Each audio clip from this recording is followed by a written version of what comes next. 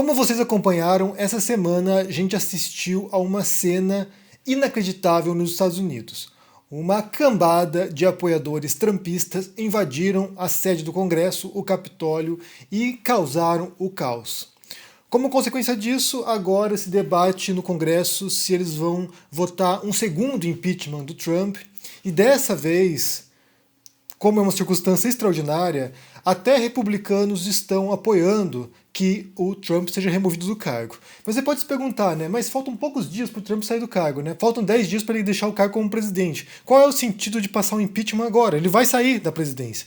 Aí que está o X da questão, porque caso ele seja, de fato, impeachmentado dessa vez, né? Porque ele já sofreu um processo de impeachment anteriormente, ele foi impeachmentado na Casa dos Representantes, como se chama lá, ele já foi impeachmentado quando foi para o Senado, que seria a decisão para removê-lo do cargo, isso não passou.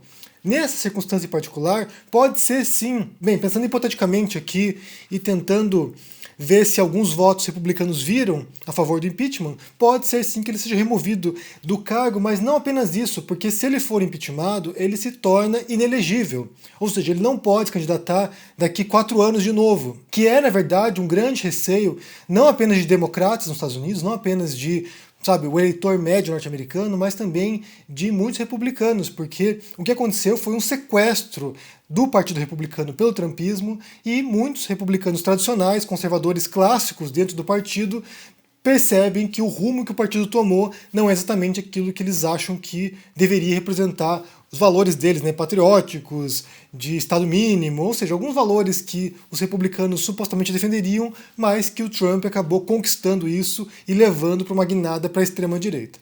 Então, primeira coisa, decorrente dessa invasão do Capitólio, você tem agora um debate bastante sério sobre o impeachment. Pode ser que amanhã, segunda-feira, os democratas da Câmara proponham um impeachment e a gente vê agora se vai avançar, né? Se eles vão ter um tempo hábil para poder avançar isso. Outra preocupação é que isso ofusque a posse do Joe Biden, que o Trump prometeu que não vai. Ele não vai comparecer na troca de poder. Esse foi o primeiro aspecto. O segundo aspecto, que talvez seja tão ou mais relevante até do que esse possível impeachment do Trump, foi que finalmente, enfim, após anos de abusos na internet, após anos de uso deprimente que o Trump fazia das redes sociais, ele foi banido das redes agora. Ele foi banido do Twitter, no qual ele tinha uma conta com 88 milhões de seguidores no Twitter, foi banido indefinidamente agora, ele não vai voltar, possivelmente, né? Imagino que não, mas não vai voltar com a conta oficial dele, pelo menos, ele pode abrir uma nova conta se quiser, eu acho, não volta. Ele foi banido do Facebook, do Instagram e de outras redes sociais, ou seja, ele foi agora silenciado, no sentido mais positivo do termo, né? Porque assim, era um sujeito que violava as regras do Twitter. Eu quero ler para vocês aqui as primeiras políticas do Twitter, que se você for no site deles aqui, né, Help Twitter, você tem aqui as regras do Twitter. Primeiro, segurança, violência. Não é permitido fazer ameaças de violência contra um indivíduo ou um grupo de pessoas. Também proibimos a glorificação da violência. Depois, terrorismo, extremismo violento. Não é permitido ameaçar nem promover terrorismo ou extremismo violento. Essas duas primeiras regras aqui, o Trump violou sucessivas vezes. Logo no primeiro ano de mandato dele, ele ameaçou de guerra a Coreia do Norte, pelo Twitter.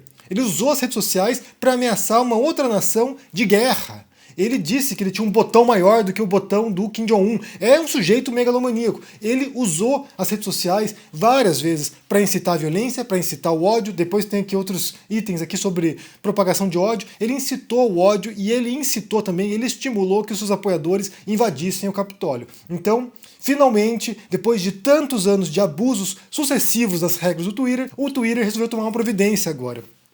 É claro que isso aqui demonstra, por um lado, covardia das redes sociais, porque não é apenas chutar cachorro morto, na verdade, né? Porque aqui eles estão pegando agora o Trump, que está isolado, republicanos se afastando, muita gente indignada com o que ele fez, então as redes sociais se sentem agora legitimadas de simplesmente chutar agora o Trump, já que ele está por baixo. Não é apenas isso, também é isso, não é apenas isso.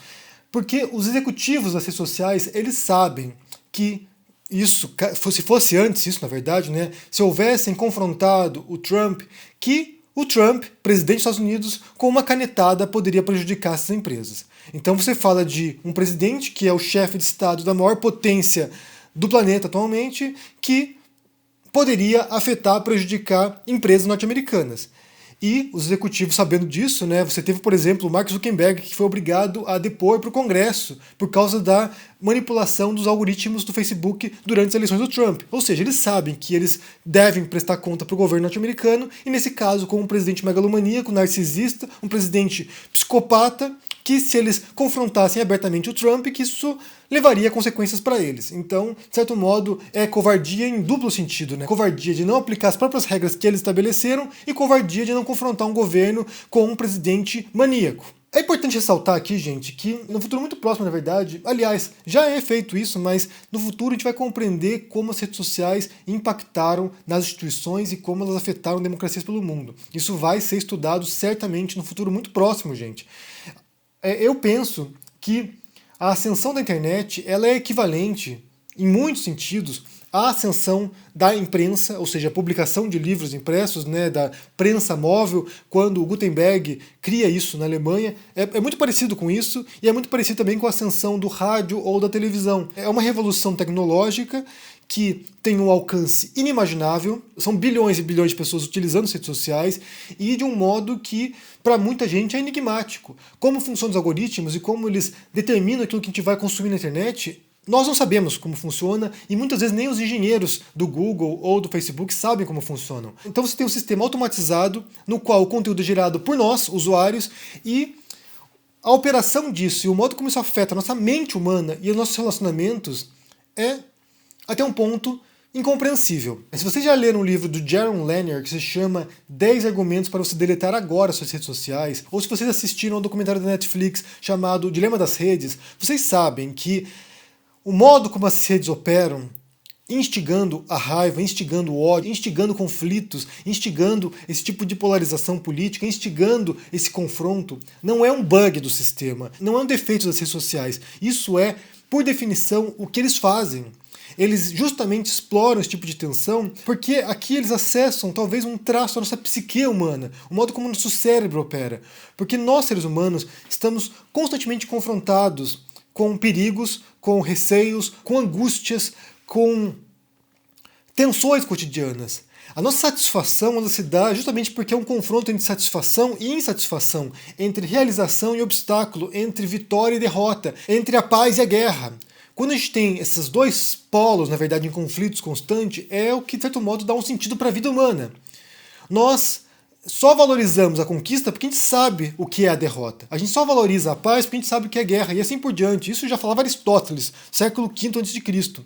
Então, as redes sociais elas acabam explorando exatamente esse traço nosso psicológico de sempre dar um peso muito maior aos defeitos, às falhas, aos problemas, às tensões, aos conflitos. Basta pensar aqui em Schopenhauer também, né? Só a dor é positiva. Nós, seres humanos, prestamos atenção mais aos eventos negativos do que, de fato, aos eventos positivos. Então, as redes sociais, elas exploram isso. Elas alimentam essa chama da raiva, da insatisfação e do ódio. Então, quando você vê o modo como políticos operam nas redes sociais, explorando justamente isso, esse traço de personalidade humana, do ódio, da raiva, da insatisfação, fica muito mais fácil compreender o que está se dando.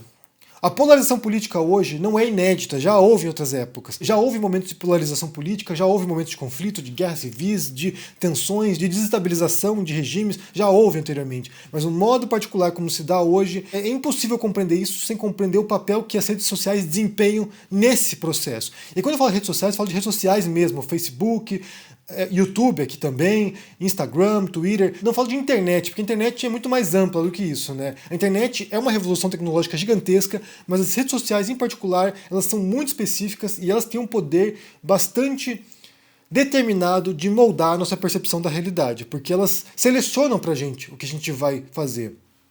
E aqui, quando o Twitter ou outras redes sociais demoram tanto para tomar providências, eles estão, de certo modo, capitalizando em cima dessa função das redes sociais de reforçar tensões. Porque basta pensar, por exemplo, como uma analogia, as redes sociais são como se fosse uma emissora de TV ou uma rádio na qual o conteúdo é gerado por usuários. Então você tem lá uma emissora de TV que transmite 24 horas vídeos de usuários. Você e eu mandamos vídeo para lá e eles publicam esses vídeos.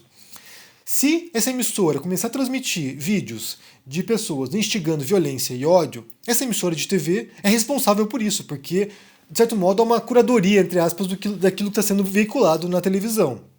Então eles escolheram que aquilo ali passasse dentro da emissora. Se por acaso eles não têm controle sobre isso, eles têm o controle de vetar que esse tipo de conteúdo seja transmitido.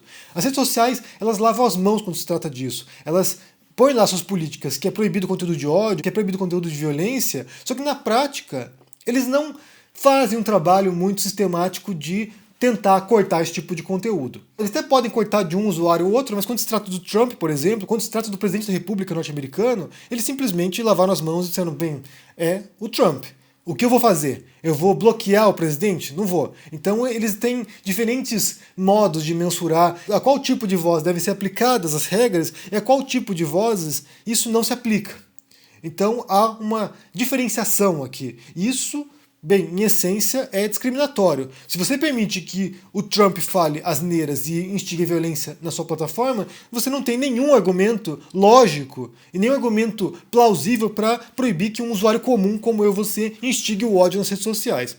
A regra deve valer para todos. É a regra da plataforma, não fui eu que fiz, foram eles que determinaram isso.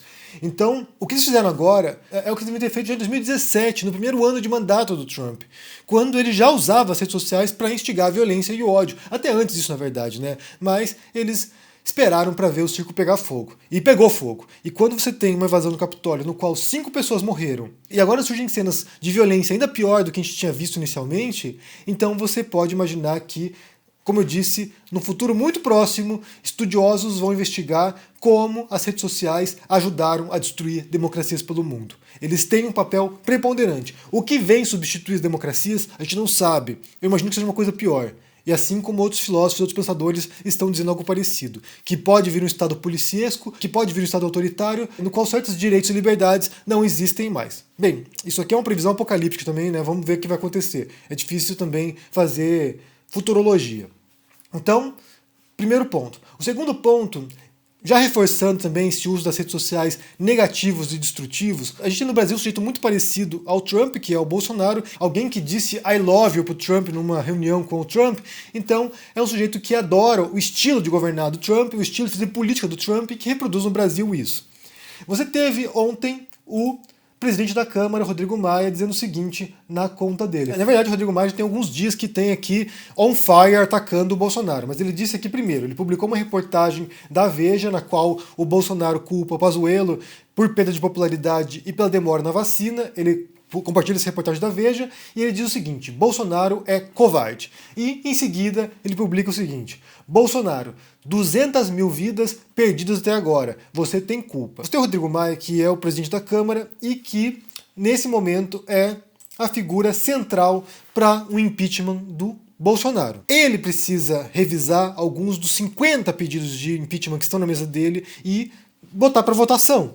Só que ele não faz isso. Então, se o Bolsonaro, e ele sabe disso, né? O Rodrigo Maia sabe disso, se o Bolsonaro é culpado por 200 mil mortes no Brasil, se o Bolsonaro é um covarde porque está levando, por causa da sua incapacidade e por sua perversidade, a morte dos brasileiros na pandemia, e o Rodrigo Maia já disse isso várias vezes, né? Criticando certos pontos específicos, certas falas do Bolsonaro, falas autoritárias do Bolsonaro, se ele sabe que esse sujeito é um incompetente, é um perigo, e está levando à morte brasileiros, e ele, como presidente da Câmara, na sua atribuição de analisar os pedidos de impeachment, e alguns deles estão relacionados às mortes da pandemia, se ele sabe disso e não atua pondo para votação algum pedido de impeachment, ele é conivente com isso. Ele é um cúmplice dessas mortes. E mais do que isso, se ele sabe que o Bolsonaro está cometendo crimes durante a presidência e não age em relação a isso, ele está prevaricando. Então a gente sabe que a estrutura da República ela é composta de diferentes poderes que servem, que atuam como freios e contrapesos da democracia. Então cada um desses poderes fiscaliza um dos outros. No caso legislativo, fiscaliza o executivo nessa atribuição, né, do impeachment. É o legislativo que tem o poder de remover um presidente. Se o legislativo, nesse caso a figura do Rodrigo Maia, não faz isso, ele não está cumprindo o dever dele como presidente da Câmara.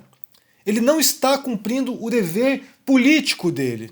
É claro que a gente sabe que o impeachment ele é um processo político e judicial, né? Então, assim, tem que ter um crime, tem que ter algum tipo de infração de alguma norma ali dentro do governo do Bolsonaro para que ele possa ser levado para uma votação para ser impeachmentado ou não.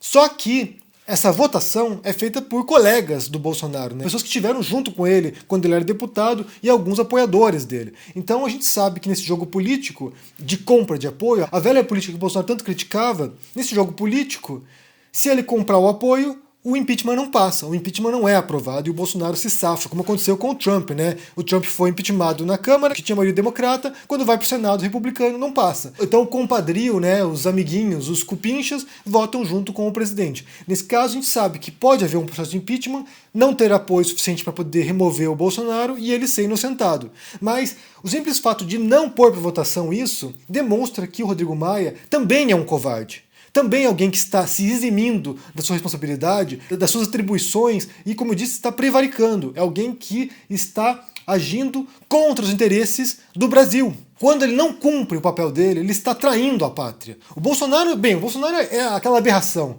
O Bolsonaro traiu o Brasil, o Bolsonaro cometer crimes, é o que a gente espera, porque é o que ele propôs. É o que ele prometeu.